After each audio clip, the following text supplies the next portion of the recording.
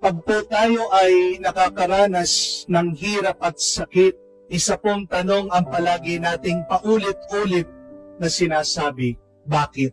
Hindi ko po alam kung natanong nyo na rin yan. Nung nakaranas kayo ng sobrang lungkot, sobrang hirap, at napakabigat na pagsubok sa inyong buhay. Maaaring halos tayong lahat napatanong na tayo sa ating dasal, Panginoon, bakit ako? Lord, why me? Alam ko po, meron sa inyo nagtatanong, Panginoon, bakit ako nagkasakit? Wala naman po akong nilokong tao. Wala akong ginarabyadong tao.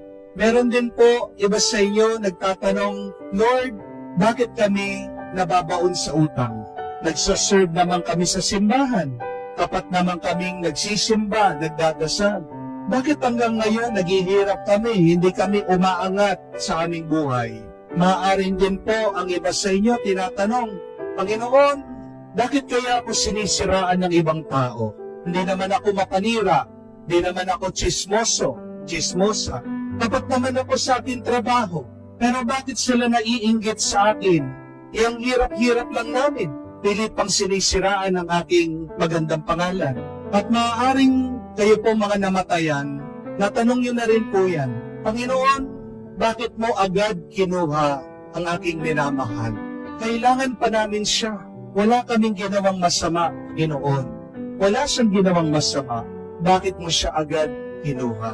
This is normal. Whenever we face great pains and challenges in our life, to ask that question, why? Bakit? Naghahanap na tayo ng kahulugan para maging magaan ang ating mahirap na pinagdadaanan. Pero hindi ko po alam kung alam nyo kung anong ibig sabihin ng tanong na why. W-H-Y. Yung pong why, acronym po yan. Ibig po sabihin, W, who, H, hurt, Y, you. Pag tinatanong niyo po bakit or why, yan ang hinahanap mo. Who hurt you? Or what hurt you? At alam niyo po, hindi gagaan ang iyong nararamdaman, hindi maiibsan ang iyong mabigat na pinagdadaanan kung palagi mong hinahanap yung nakakasakit sa iyo. Instead of asking, what hurt you or who hurt you? Ask this, who heals you? Yan po yung magandang kahulugan ng why. W, who, or what? H means heal or help. And Y means you. Hanapin mo, sino ang tutulong sa'yo? Sinong magpapagaling sa'yo? Sinong magpapalakas sa'yo? At walang iba na gagabay, tutulong, makikisa sa ating paghihirap kung hindi ang ating Panginoon, ang Jesus Nazareno. Pinapakita po niya sa atin kung ano dapat ang ating buhay. Hindi dapat tayo matakot sa ating mga paghihirap, sa ating mga krus. Siya nga nagsasabi, hindi tayo karapat-dapat na makatanggap sa Kanya kung hindi natin gagayahin ang Kanyang ginawa. Sino man ang gustong makasama niya, kailangan niyang kunin, buhatin, yakapin ang kanyang krus, ang kanyang problema, ang kanyang paghihirap. Hindi dapat tayo natatakot sa ating mga krus. Kahit na gaano pa ito kalaki, kabigat, bakit? Dahil hindi tayo nag-iisa. Diba? Yan naman ang pinangako niya sa atin, that He will be with us until at the end of time. Sino yung mga takot na harapin ang kanilang problema? Sino yung mga umiiwas sa kanilang mga krus? Yung mga nagsasarili, yung mga nakalimot sa Panginoon. My dear friends, we have two options whenever we face our crosses. You can either avoid it or accept it. You can run away from it or you can face it. You can carry it or throw it away. Pero hindi ibig sabihin iniwasan mo na yan ay mawawala. Buhatin mo. At kung hindi mo na kaya, magpatulong ka kay Jesus.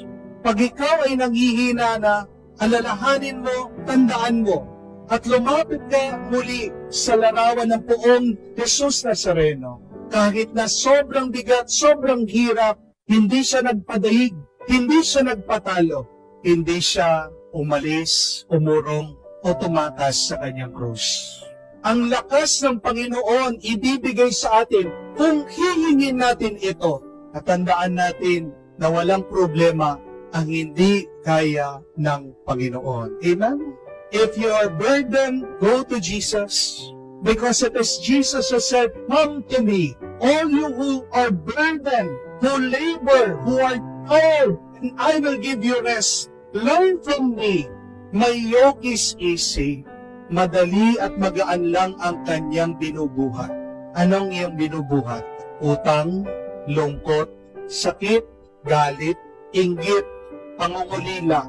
Ano man ang iyong pinagdadaanan, buhatin mo lang, diretsyo lang, dahil pagkatapos ng paghihirap, meron namang ginhawa. Pagkatapos ng Kalbaryo, meron muling pagkabuhay. At yan ang pangako ng Diyos sa atin. Saan ka nakatingin? Saan ang iyong tuon? What is your focus in life? Pwede mong tignan ang mga nagpapahirap sa iyo, pero pwede mo din tignan ang mga bagay na tumutulong sa iyo.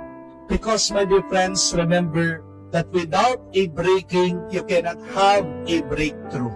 Hindi ka magtatagumpay kung hindi ka muna mabibigo. Diba? Alam po yan ang mga nasugat. Kung nasunog ang balat, kailangan magsugat ng ilang parte ng balat sa iyong katawan para tapalan ang nasugat. Kung ikaw ay may cancer, kailangan ka mag-chemotherapy. At napakasakit.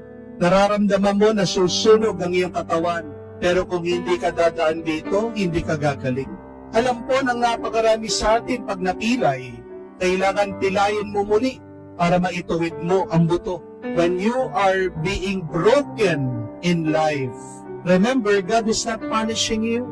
God is just creating something more beautiful. Amen? Ang pagkasira ay hindi tunay na paninira. Pag meron nasisira, meron lang ginagawang mas maganda at mas mabuti. Magtiwala tayo palagi sa Diyos. Buhatin natin ang ating mga krus na may pananampalataya, na may pasasalamat sa Diyos. Huwag na huwag kang magbubuhat ng iyong problema na may pagdududa, pagrereklamo, dahil lalo lang bibigat ang iyong problema, lalo lang hihirap ang iyong pagsubok. Ask not who hurt you, what hurt you, but ask rather, who heals you, what helped you. Yung problema na ayaw mo, yan pala ang daan ng pag-asa at kaligtasan mo.